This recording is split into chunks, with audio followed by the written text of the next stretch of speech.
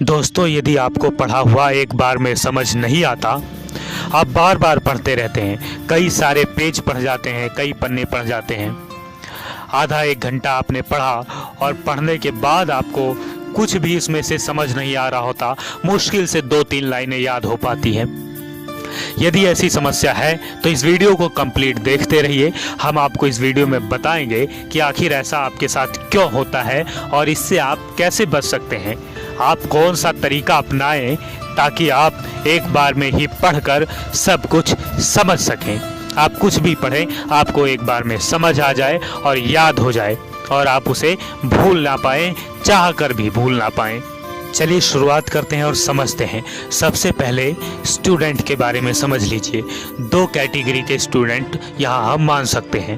पहले वो जिन्हें कुछ सब्जेक्ट नहीं समझ आते, यानी जैसे मैथ या इंग्लिश या साइंस, हिस्ट्री, कोई भी सब्जेक्ट, यानी कुछ सब्जेक्ट समझ नहीं आते। और दूसरी कैटेगरी के स्टूडेंट वो होते हैं जिन्हें कोई भी सब्जेक्ट एक बार में समझ नहीं आता, यानी उन्हें कुछ भी दे दिया जाए पढ़ने को, वो पढ़ते हैं और उन्हें याद नहीं होता। कई पेज पढ़ जाएंगे, काफ़ी देर पढ़ेंगे, लेकिन पढ़ने के बाद पता चलेगा, जब वो ऑब्ज़र्व करेंगे खुद को, कि उन्हें कुछ भी याद नहीं हुआ। पढ़ते हुए उन्हें लगता है कि बस पढ़ते जा रहे हैं, समझ नहीं आ रहा होता क्या पढ़ रहे हैं। आप किस कैटेगरी के स्टूडेंट हैं इन दोनों में से, नीचे हमें कमेंट सेक्शन में लिखकर बता सकते हैं। अब बात करते हैं आखिर ऐसा होता क्यों है।